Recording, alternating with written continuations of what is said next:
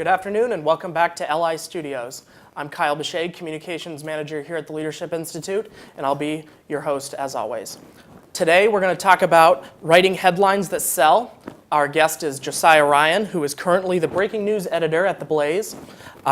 Josiah previously was the editor-in-chief of Campus Reform here at the Leadership Institute. He comes to us with a wealth of knowledge about journalism. I think his former boss, Brian Burness, once said that he's the best headline writer he's ever had. So hopefully we get some good information out of him today. Josiah, before we get into that though, as always, we encourage you to ask your questions. You can email them by emailing us at live@leadershipinstitute.org or tweeting at us using leadership INST and the hashtag LIWebinar. You can also tweet directly at Josiah using his handle, Josiah Ryan. So with that, let's get into talking about headlines and journalism. Thanks for joining us, Josiah. Yeah, well, thanks a lot for having me. First off, when I worked here just 8 months ago, I was very disciplined. I did the best I could to stay off camera. Brian Burness, who said that really nice and ridiculous thing about my headline writing skill, I think also once said that I have a face for radio.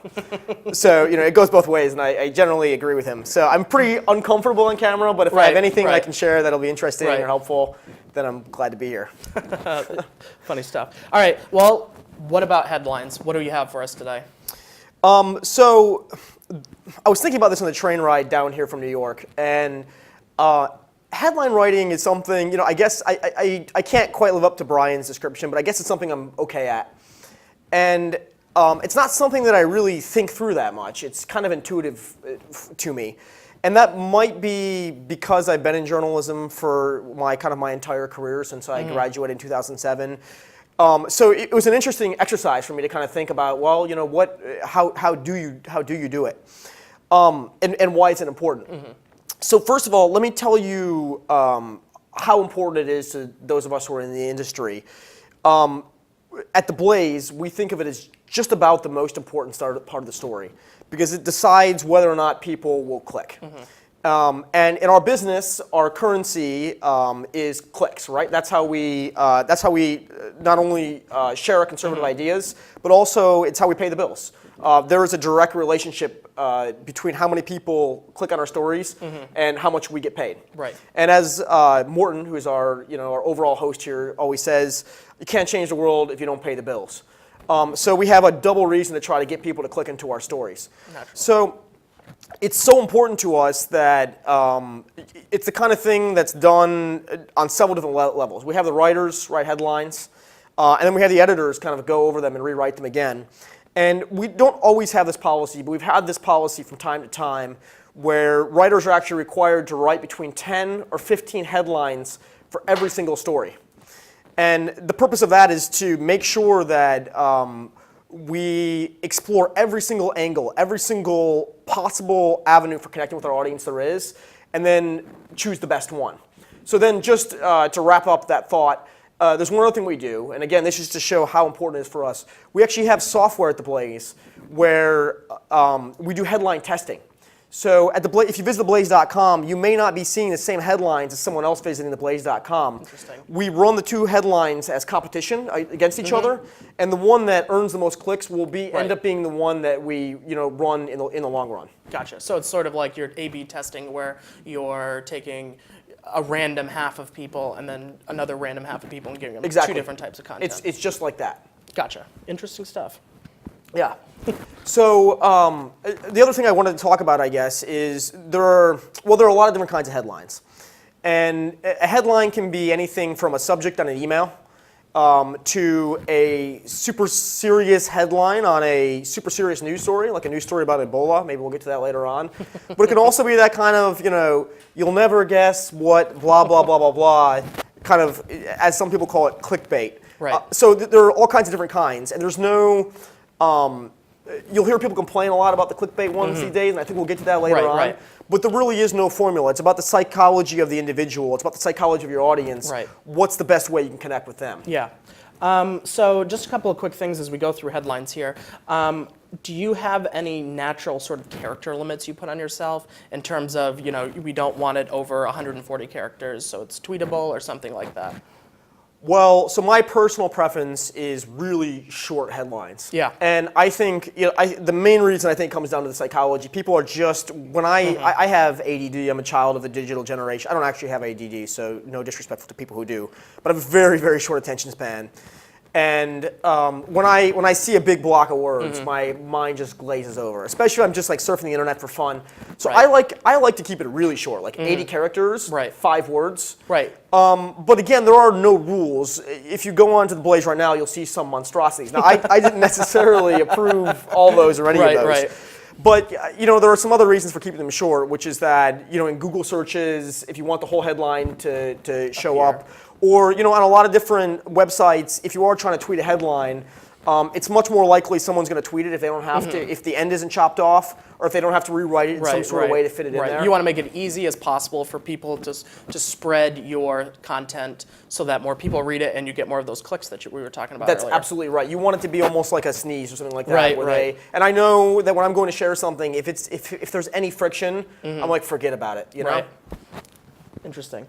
Now you were talking about like psychology and that sort of stuff, the psychology of people. Do you find that there are certain words that motivate people to read more that you've come across, or is it, I keep a list of words that I think come across better on subject headlines? Is it similar or different when writing a story? So that's a really good question, and I think there are a lot of different ways to answer that, and kind of like different levels. But I guess I'll start off with a principle. But before I do that, let me just set the groundwork. So I talked before about kind of different kinds of headlines, depending on what it is you're trying to do. In the kind of work that I do, news and kind of viral entertainment, I see kind of two major categories of headlines. There's a straight news headline, which basically just says what happened. And that doesn't mean that it has to be boring. In fact, I'm gonna answer your question by showing why it shouldn't be boring. But it's not one of these, you'll never guess, or kind of Viral Nova or Upworthy or Blaze style headlines. It just tells you basically what happened. I like to call those Drudge style headlines. If you go to the Drudge Report, you don't really see many of these kind of clickbaity headlines. You see these straight headlines. So there's that category, and then the clickbaity category. So how do you make a straight news headline interesting? One, I would say possibly the most important way is by spicing up your language. And I don't think on this style there's really a list of words to use, but it's kind of about finding the best words that pop within the context of what you're working on. So I have my laptop here because I have a really short memory. I think it goes along with the ADD, not ADD. But I pulled up a couple of these straight news or like Drudge style headlines. And by the way, if anyone here knows who Charles Krauthammer is, recently he had an interview with the Daily Caller. They're pretty good at headlines, by the way. And he said Matt Drudge is the greatest headline writer who's ever existed. I basically learned how to write headlines from Matt Drudge, so that's a nice compliment for Brian. Not true, but at least I learned from like someone great. Yeah, and Drudge has been really good to both the Blaze and also to Campus Reform. He's driven a lot of traffic in our direction. So the banner on the Drudge Report right now is Ebola patient had contact with school-age children. That's a straight headline. That's as straight as it can go. It's a super serious subject, and a lot of people are dying. I don't know if it's quite true, but the CDC said up to 1.5 million people could die from this.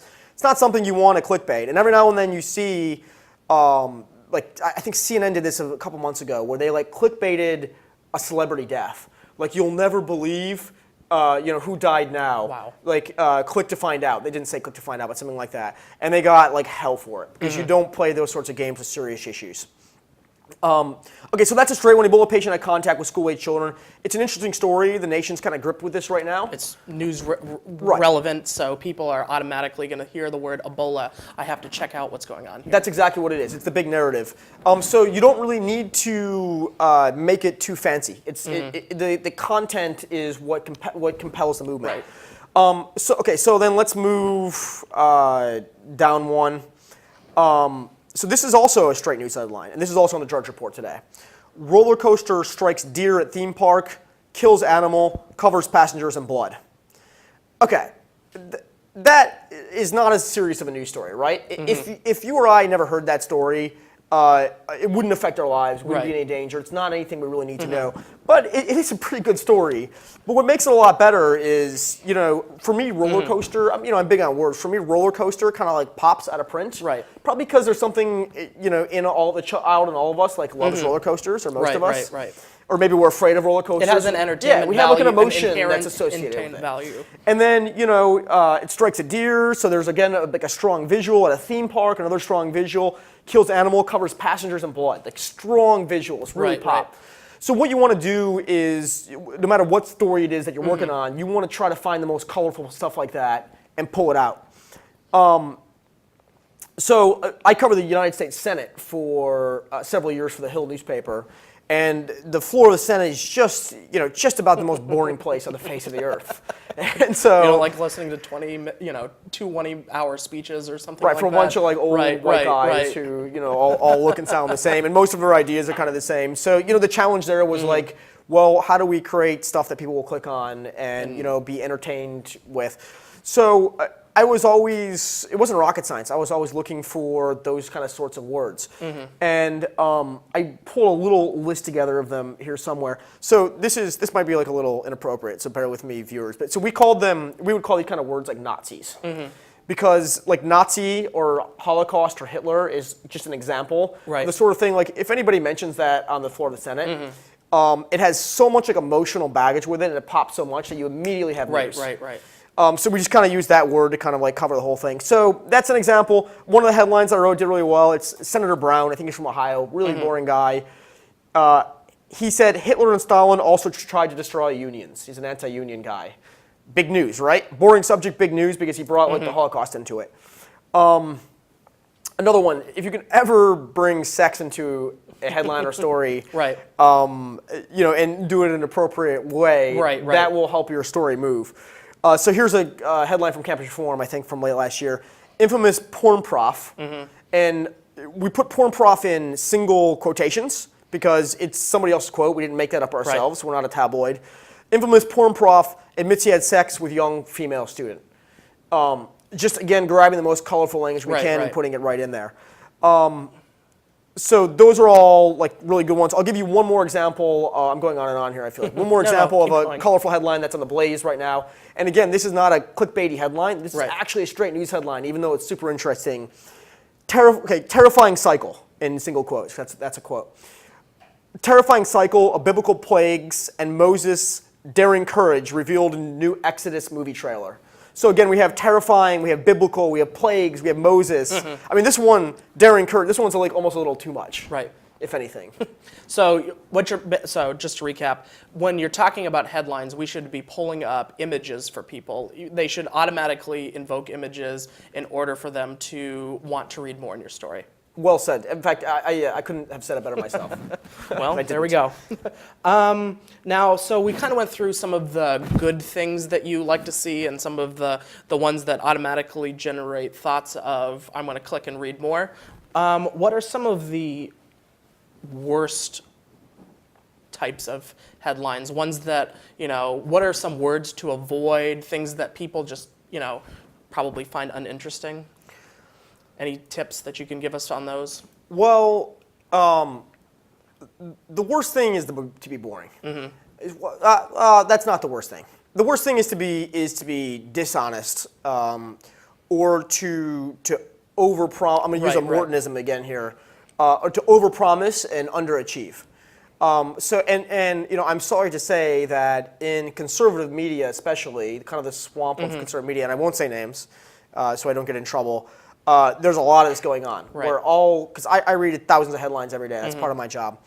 And there are a lot of sites, and they're big names, you've all heard of them, who are in the habit of writing headlines that do not exactly match the story.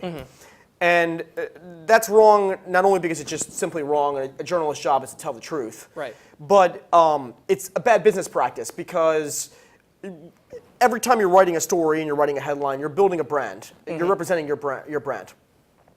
And every time someone clicks on a headline expecting something, if they click in there and they don't get what you sold them, or they get less than what you sold them, they're going to have what we call like an empty feeling. Right. And it doesn't take long for readers to click on a story and get an empty feeling for them to decide like, hey, I'm not coming back here. Right. The internet's a big place. There's a lot. There's obviously unlimited stuff you can read. Why go We're somewhere going to that yell makes you that feel every day on TV. Yeah. If I don't like what you're yelling, I'm going to listen to a different guy yelling. Right. So that's the worst thing. And you can have a bombastic headline, but it's got to be backed up by a good story. So I like to take what I like to do is I like to take Morton saying under promise, overachieve, and I like to say don't tell him, I like to say over promise, overachieve. Right. So you want big headlines and even bigger stories. I think we're saying the same thing. Right, Basically. yeah, But- exactly. I think, what I hear, it's coming down to, you don't want to tarnish your reputation by having your reader think, oh, this is not anything what I was promised type of deal. That's right, and it's just You want them coming back for more. Right, exactly, and it's just interesting. It's easy to think like, oh, like that little thing like doesn't matter. That little it does. That stuff adds up, and it Right. makes and breaks news organizations. Interesting. And then you mentioned boring. Do you have sort of, Yeah, well, there was an interesting segment on, I think it was Comedy Central recently, and this Gawker writer, by the way, his name's Nitzan Zimmerman. He's a big he's a friend of mine now too, I'm happy to say, but kind of a big hero of mine when it comes to viral entertainment. And he was on there kind of explaining the way these like clickbaity headlines are written. It's a great segment. I don't know if there are show notes, but maybe we can link it later on. But he went to like the University of Michigan's like student newspaper, which I actually visited in my capacity as director of the student journalism program back in the day here. And he went through a few of their headlines, and it was like new Kmart to open, on Southwest Street. right. Now, I'm not going to say that story is, it's useful probably to people around there. Right, and so right, it's not right. the worst thing in the world. But the question for me is always, are you doing the best you can with the content you have? Is that the most interesting Right. thing about it? Because you could, how big is the facility? How much money Right, did right, it cost? Did they have to build on swampland? There's always, life is so variegated and fascinating. For me, there's almost always an angle that you can There's something spin. that should be there where, it makes me want to think, oh, well, that's the entire story. What else? Right. What else is there? If I can, drive. I think we were driving close to 1 million unique views a month on a blog about the House floor and Senate Right, floor. right. If you can do that with the House and Senate floor, you can probably do a little better when it comes Naturally, to even like local news. You want to leave the reader wanting more out of Yep. your story. Right.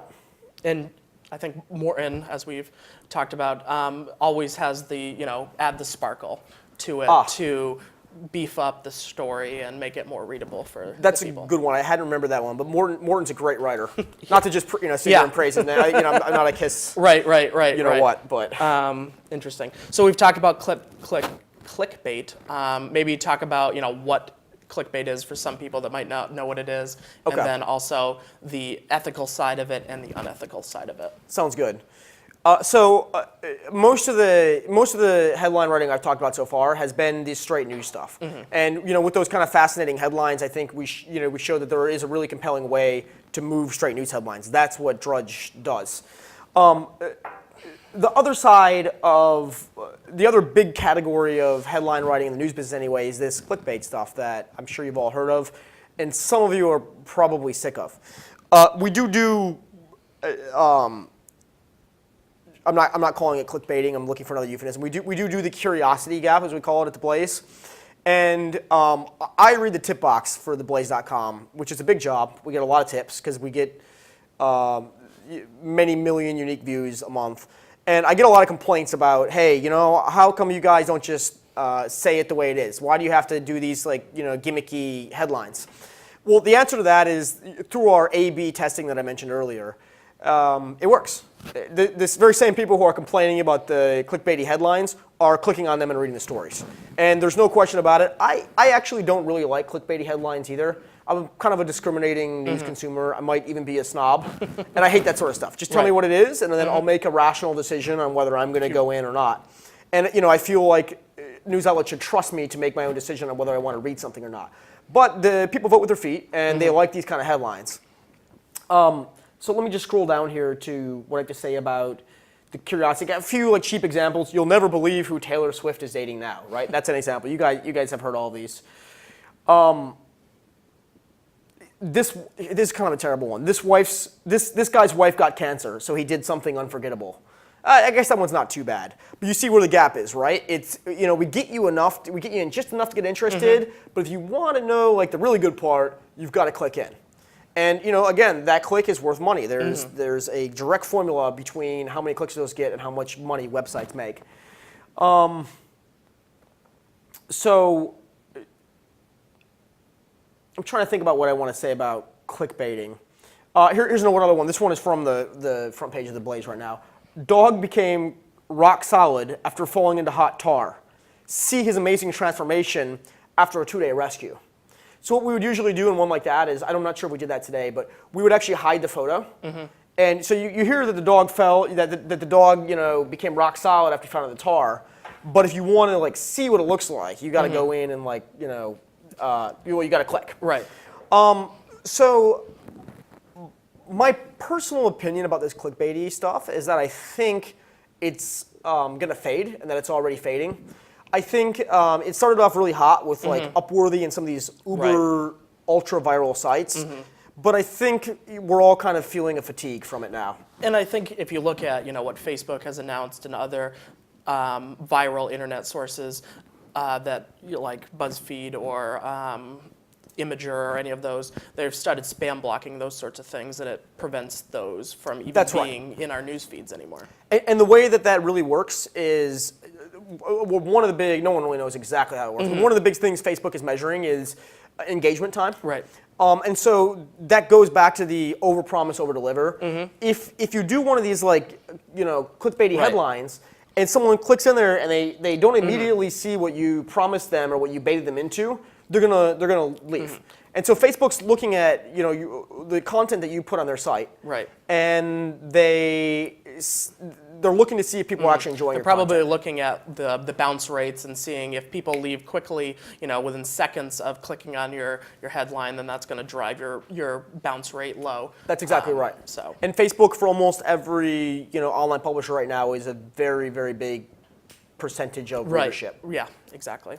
So, but it's really encouraging in my mind, because it seems like as like news on the internet starts to settle down a little bit, the good guys are eventually kind of being rewarded here. If you're writing high quality content that people like to read and they stay on the page, then you're going to be rewarded on places like Facebook. Because Facebook also wants their users to go there and have a good experience and not be disappointed, not have that empty feeling. Exactly. We have 2 questions from some of our viewers. The first one is, you mentioned some software earlier that you used. Could you enlighten them what that software is called and what it does a little bit more? So the stuff that we use are like mostly WordPress plugins. Right. And I don't actually know the exact name of it right now. Okay. I'm actually not a front page manager. We have guys who do that, so I don't really do this testing myself so much. Okay. Yeah, but it'd be pretty easy to figure out. I think it's pretty standard. You just stuff. probably Google that. Yeah, sort of I stuff. think I know what it is, but I'm not sure, so I don't want to. Right. You don't want to say okay, fine. Yeah. That works. And then we were talking about this before a little bit before we got on air and everything.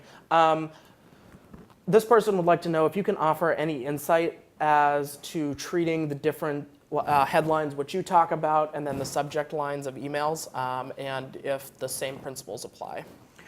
So I'll give you my one observation on that, which I shared with you before, but then I think you actually might be in a better place to say a few things about this.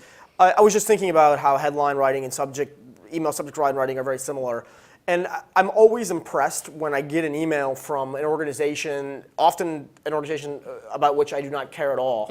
And their subject line is so good that I click it anyway. Right. And I'm immediately kind of like mad at myself. They got me, And I'm so dumb that sometimes stuff like "Hello, Josiah" and like lowercase. Right. I'm like, that's probably like someone trying to get my attention. Right. But what if it's like a beautiful girl I haven't heard from since high school, and she's in New York and she wants to take me out. So so I click. Right. So but I think you. Yeah. More So your I mean, a lot of things. It's a lot of small things like lowercase writing, making sure that there's the first name especially in there, because that makes it more personal with the person. And then just little things like that. A lot of what Josiah talks about, you can relate to subject headlines. It's a little bit different of an art because you're trying to get them to probably open your email and then do something with a call to action later. whereas probably with news, you just want them to read the content And share it. And share That's it. the main action we want from Right, them. exactly. I mean, we want our emails to be shared on Facebook and Twitter and that sort of stuff as well, but not for the same purposes. So you can use the same principles, just make sure that you're using a little bit different wording that you would use in a subject headline or from a news headline. Very interesting. So That's something I'd yeah. like to learn more about. So we also talked a little bit about your journalism, and before we get into that, did you have any last comments about headlines that you wanted to get out there? I think we're good for now. If I think of anything else, I'm just surfing the internet here. No, just kidding. I'm just looking at my notes here. So, short attention span. So you talked about, you've been in journalism for a while, since you've been out of college and that sort of thing. What made you want to get into journalism? I wish I could say that it was like that this was like my life dream and I did it. I actually did want to be a journalist when I was a kid because it just seemed like the best way to have like a fun life and a life of adventure. But my parents like absolutely banned me from studying it at Hillsdale. So I studied like religion and philosophy instead, which is even more useless than journalism. It turns out like the two degrees that might be more useless than journalism. But I wrote a little bit for the college paper, the Hillsdale Collegian, which is a really good paper. And then I went to Alaska actually, and I was fishing, paying off my student loans. Made a lot of money. I think I made more money then than I do now. And that's journalism for you. And I worked on days I couldn't fish for this little hometown newspaper there called the Homer Tribune on the Kenai Peninsula. So then I came and I interned for the Leadership Institute, and I didn't do anything. I think I worked up in programs upstairs. But I had enough journalism experience, just enough, that I was able to go to CNS News, which is a property of Media Research Center, and say, hey, I'm a journalist. And for some reason, they believed me. So it was like that year that I worked there, a year and a half that I worked there covering the House, that I actually became a journalist. I had a good but fairly mean editor there, I won't say his name, who kind of like whipped me into shape. And after that year and a half, I could write pretty quickly, and I understood how it all worked. So from then on, I kind of started to do things I really wanted to do. So I went and worked at the Jerusalem Post for a year and a half. And then I came back here and I worked for Fox News for a little while, did some TV stuff, off air obviously. And then I worked at The Hill for a couple of years. I covered the Senate. And then I actually tried to get out of journalism by coming to the Leadership Institute. Interesting. I was going to work in communications, be one of the public relations directors. But then there was this little site called Campus Reform, which we kind of helped transform into a news website. There's another guy here who works at The Blaze now. There was another guy here named Oliver Darcy. Most people in this room probably know him. He's like a viral Twitter, like Facebook, social media genius. So between a little bit that I knew about journalism and the lot that he knew about all that, we were able to kind of start writing college news stories that performed really well on the internet, and that got a lot of different people's attention. But to answer your question on like the core motivation for me, I like journalism in that it's about telling the truth. And I think especially on the conservative side of things, we do have the truth on our side. And it disappoints me a little bit when I see a lot of like kind of conservative media doing that stuff we talked about, where they're stretching the truth, or they're doing poor quality journalism, because I think we're right. And we don't need to stretch the truth. We don't really even need to shout and scream. Right. The facts on our side, if we present them in a professional, compelling way, people will come over to our side. Right. So our slogan at The Blaze is "The truth lives here." And there's another, "The truth has no agenda." Is that? Oh, I'm mixing things up here. It might be I think it's our other slogan. I'm not sure which one is our official slogan. But what we're trying to do there is the same thing that the guys at Campus Reform are trying to do here, which is to tell true stories and let the readers decide. And I think that in both cases we found that people who are not in our camp, who are not already in the choir, are really compelled by the stories of abuse and bias on campus in the case of Campus Reform. Just normal, regular people are shocked. Morton says sunlight is a good disinfectant. And when you show like just what a trash dump a lot of these publicly funded universities have become, just normal good people, as most Americans are outraged about it and want to do something. And so you don't even have to make a call for action.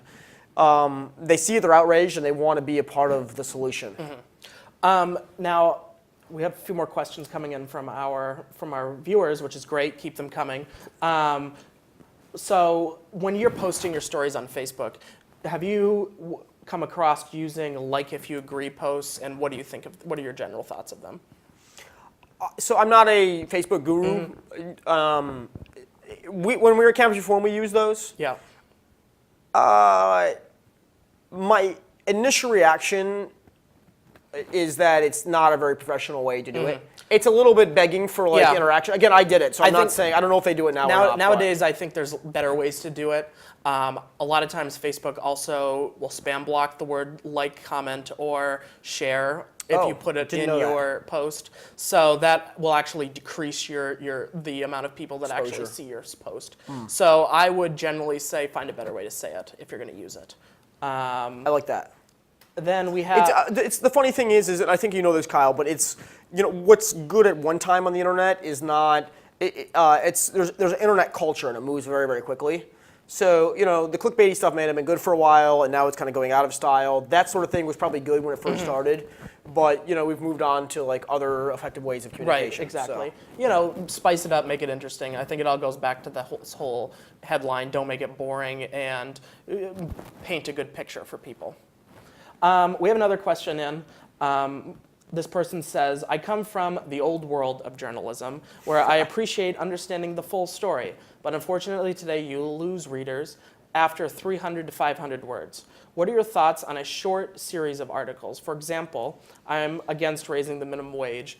This topic is way too big for 300 to 500 words. So probably part 1, part 2, part 3 type of thing. Yeah.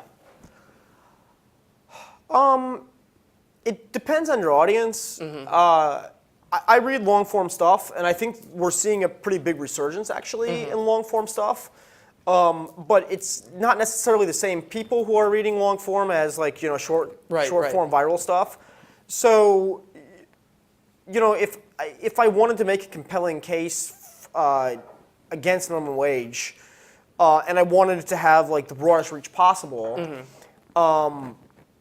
I would think maybe a video might be some sort of video, the kind of video that Caleb Bonham, the editor-in-chief of Campus Reform now does, where it's highly entertaining, it's short, it's engaging.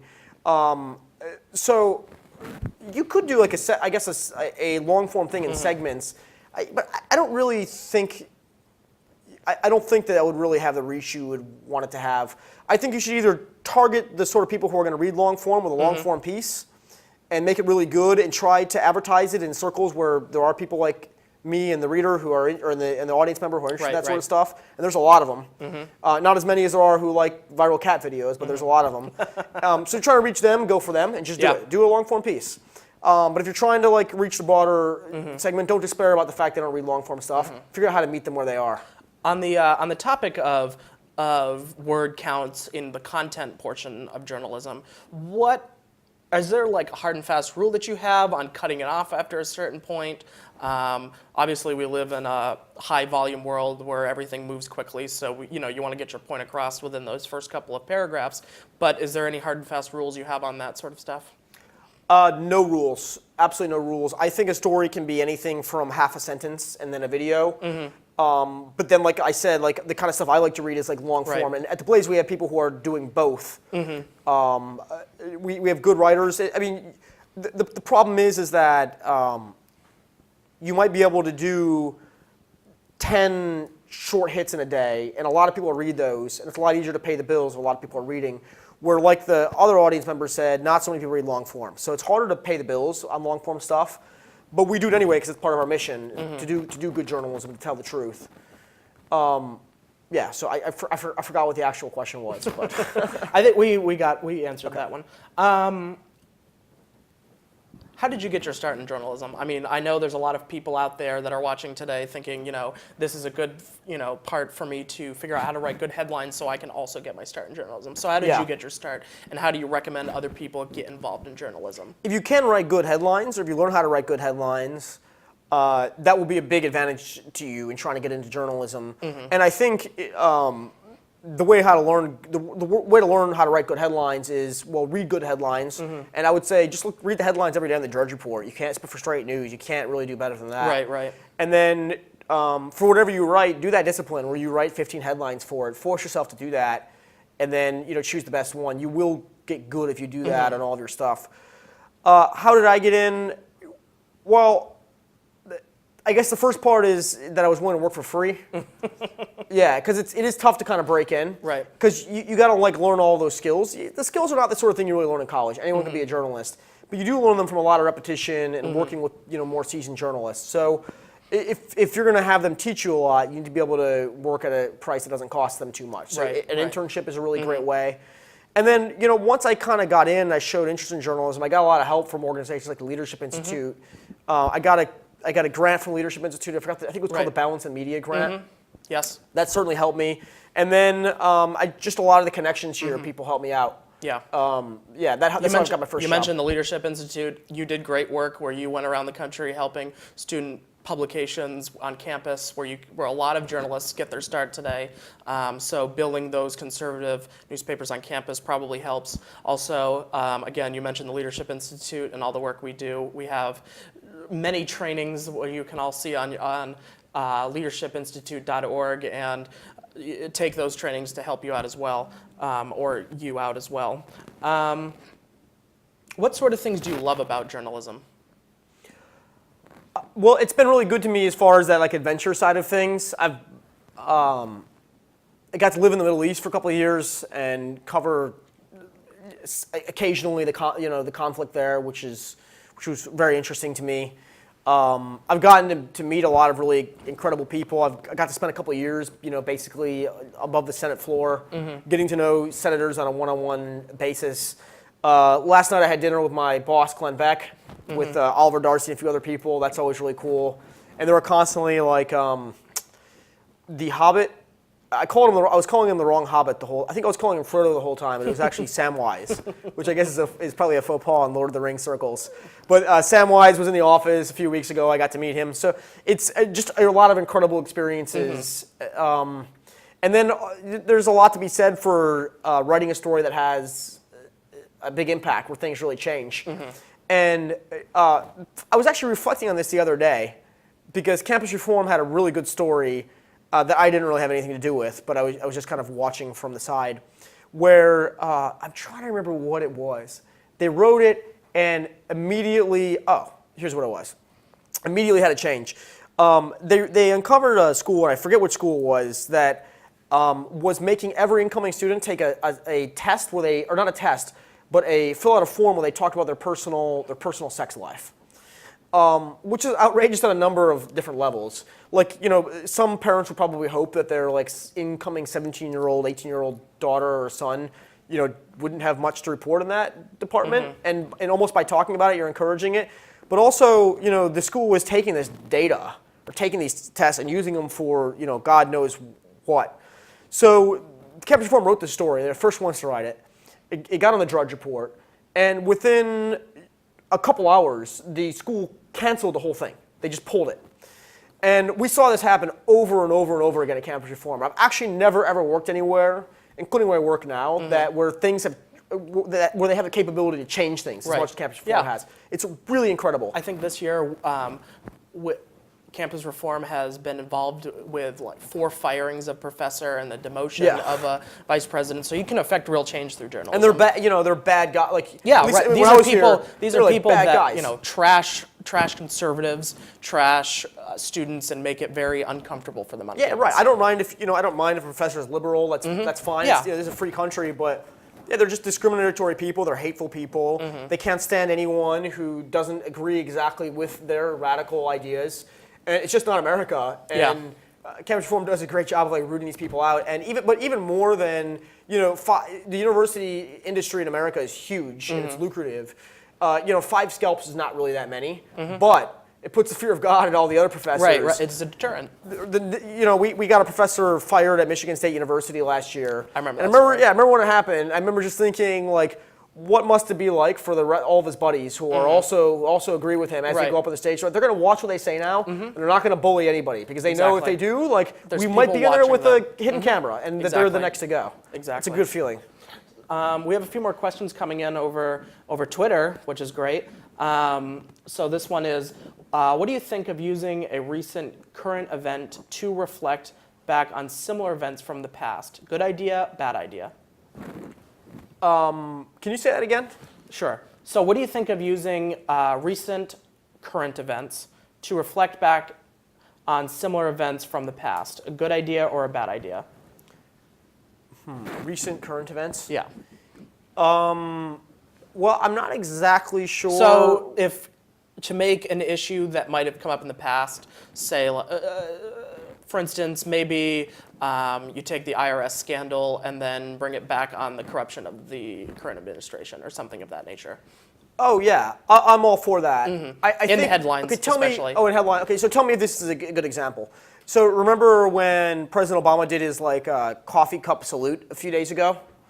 And then a bunch of people brought up the President George W. Bush that he saluted with the dog. Right. Is that an example of? Yeah, you think, okay. exactly. Oh, I think it's great. I think it's important to provide context for what we're talking about. Right. And that is part of the fourth estate, as we call it, journalism. That's part of a responsibility, is to provide context and history for the things that are happening now. So I'm all for it. Yeah, it keeps a conversation going, keeps Absolutely. a good conversation going. Next one, and this is some interesting, we're getting into the literary terms here. Do alliterations perform well when used in headlines? Yeah. So we were talking about words that have imagery, and I like words that sound good too, and I like a sentence to sound really good. So I like the idea of the alliteration, but I don't like punny stuff. And if it's clearly intentionally allitericized, if that's the right word, that's probably not the right word, but yeah. Breaking news editor for the Blaze is illiterate. I don't like punny stuff, especially when it comes to serious subjects. Right. So yeah, I'm probably not a big fan of it. I mean, if it works out well, then yes, but it feels tabloidy to me, like the sort of thing you'd read in the grocery store line at the National Enquirer. Let me give you one more headline that I really like the sound of. I was really looking forward to it. Let me see if I can find it here. Of course, I can't find it now. Oh, here it is.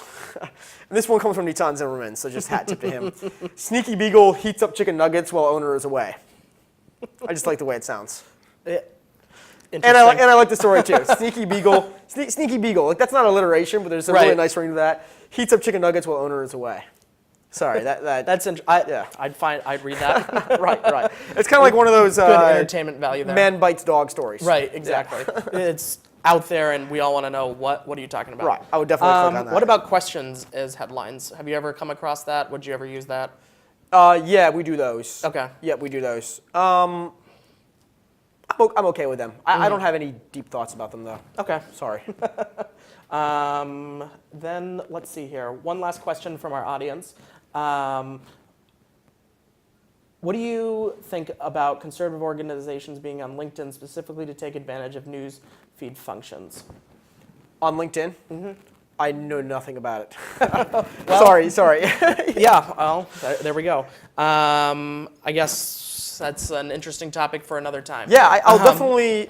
I've actually been meaning to kind of explore LinkedIn as a social network, and I would be terrified to see what my own LinkedIn looks like. I haven't really spent a lot of time on there. I probably It's one of those emerging ones that I think that people are starting to use, but it's not caught on in the way Facebook and Twitter. It has no viral videos or cat videos, so I don't have the attention span to in go terms on of that there. sort of stuff. Interesting. Any last thoughts about headlines, content, journalism in general? Parting wisdom. I would just say that the headline is the important part of the story. Like I said, it's probably the most important part, but the story itself is actually the most important part. And so, at the very core, I guess this has always been kind of my theme in working in conservative journalism, or the context of conservative journalism. the most important thing is that you tell the truth and that you do high quality journalism. So the headline should never ever outshine that. So once you get that in line, and you have a solid story and a good story that's true, then you got to look for the best way to sell it, and that's what the headline's all about. But I just don't want people to lose focus on the part that's really matter, which is the truth and good journalism. Be honest. What was your favorite headline you ever wrote at Campus Reform? I probably caught you off guard with that question. And Yeah. You've written quite a few over You know, I don't really. What was your favorite story, maybe, that you covered? That MSU story that we mentioned was really satisfying. Well, I'll tell you one other one that was satisfying. There was this. By satisfying, I mean it's just like I think probably everyone here wants to live a life that has some meaning and have like an impact. And so there's a video that came out of this kid who is in his dorm room, and the kid was an ass, to be frank. But so I didn't like the kid. This wasn't about the kid. But he was in his dorm room, and the police came by, and they wanted to come in, which you're not allowed to do in a public university. And so he set up his phone in the background, recording, as anyone can do. And he recorded the whole interaction he had with them. Now, the kid was terrible. His behavior to them was terrible. However, the university police's behavior was even more terrible. And we give them our public trust. We give them the right to use violence, if they deem it necessary. And they completely abuse that in this video. They verbally trashed the Constitution. He tried to cite the Constitution as why they couldn't come in. And I think one of them said something to the effect of, well, the Constitution doesn't matter here. And this is a guy with a gun, and it's his job to protect that. Right. So he should be held at a really high standard. And he came in and he shoved the kid. He did an act of violence on the kid. The kid wasn't violent. The kid was just verbally violent, or verbally an ass. And so anyway, we got that police officer fired, and that felt really, really good because I'm really against abuse of power. Right. You got to affect change in a positive way that, probably standing up for principles that matter to us. That's right. But there were so many of those that Campus Reform over the years. So. I'm sure we could have a whole webinar on that. You really could. Some of them are just really, really good stories. Yeah. So. And they today, even without you, they're still doing a great job at that sort of stuff. Caleb Bonham writes, and his team has some great stuff on there. So I encourage everyone to check out what campusreform.org uses and does to continue this great conversation we're having today. I'm super proud of them, and I read Campus Reform every day, looking for stories. And a lot of it's credited to the work you and Oliver did to build it up and that sort of stuff. Thank you. So, well, thank you for joining us today, all the way from New York, and taking some time out of your busy breaking news day, I imagine. And thank you all for joining us here in the LI studios. As always, and thank you for your questions. I know that some of you probably didn't get them answered. I'm sure that if you tweet at Josiah, he'll answer them later, possibly, if he's not covering his breaking news. As always, this webinar has been recorded for you and will be available for you at leadershipinstitute.org/activismondemand. Our next webinar will be at 3 p.m. Wednesday, October 22nd.